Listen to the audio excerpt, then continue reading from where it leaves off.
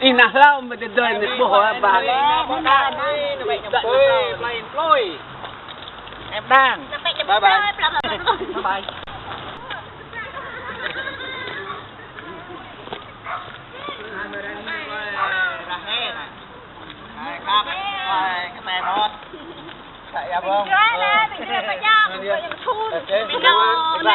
Không?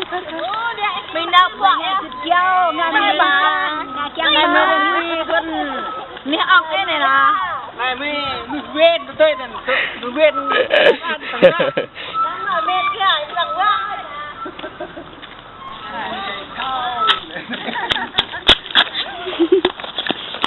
Các bạn, thôi vượt các bạn.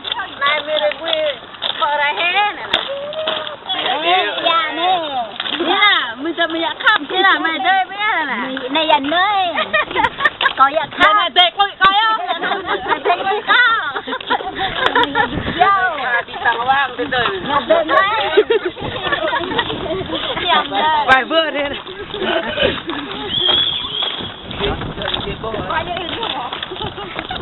đây tặng miệng đó nào mà thì mình một tuần ra phòng đó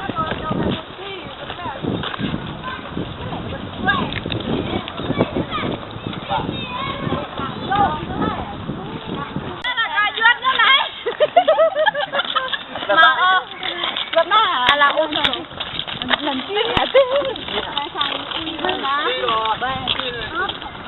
con rõ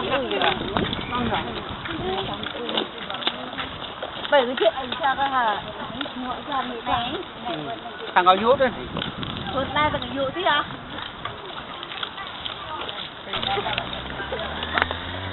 để cảm ơn rồi nè Hàn Quốc có ở đây Nào mà mình nằm đang. này mình phải nhầm đang còn dạ khe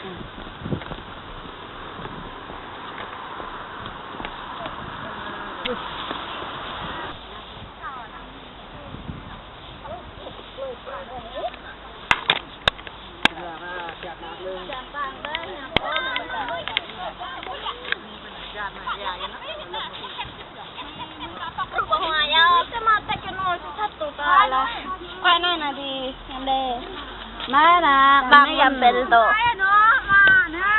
bạc như thế này là đang cái này lên có bơ riêng luôn quay luôn nha đây nuôi tiêu lên luôn quay luôn em có nuôi vào nhà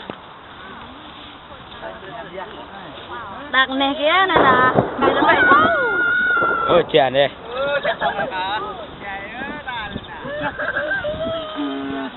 mày phải nhầm với nhớ này nè Chèn vậy này. nè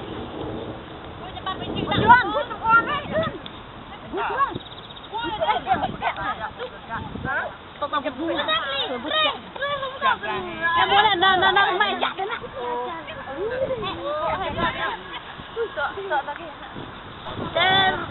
Tắm ra cho cái rồi.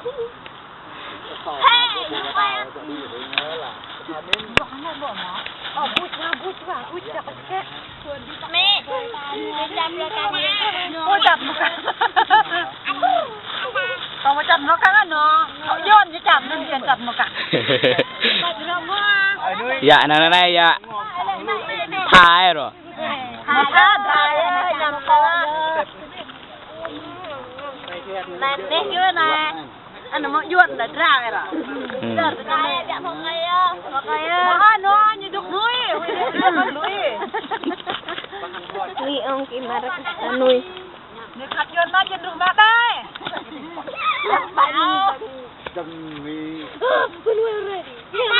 Thì mình gọi ra thì.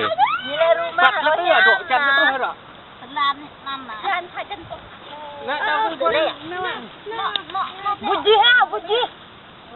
Buji hao mày siêu quay cả tí này mày nó mị Ơi đây nó lên. Yo đang mình rep nè. Mình ngạ này. Ta đây ta rong thọ bố bố hiu áo chèn plệ. em lẹ riêng nè cái chặt đi Gan nhá bờn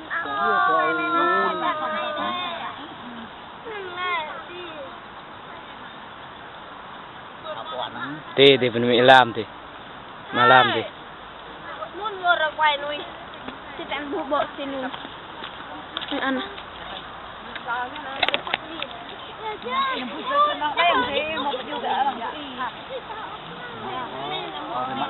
Nun nuôi nun cắt tông cắt tan nè tê tê nè đi ra tung vào đây nè ngọc này nè dạ đi mi à giật qua đi Chan nhớ mà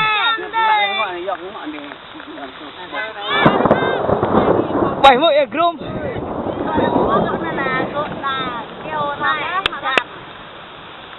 bị thiệt á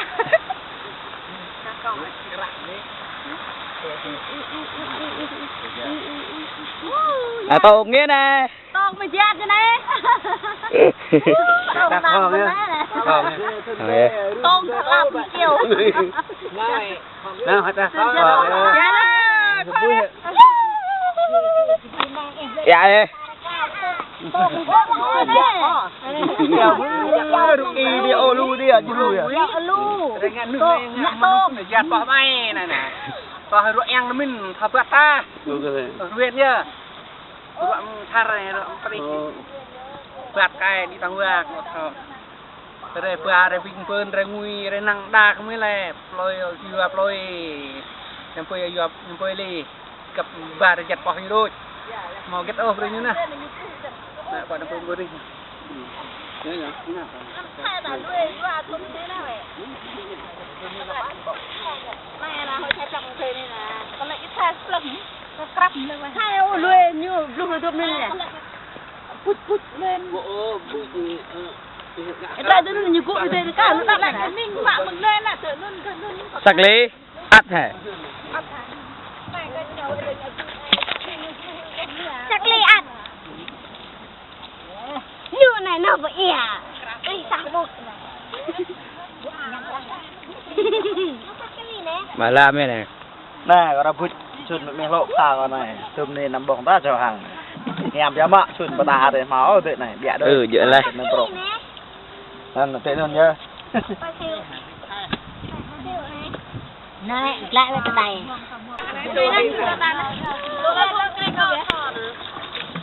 này rất cái nè xíu này vô cái vô quay bên nè thôi lựa vô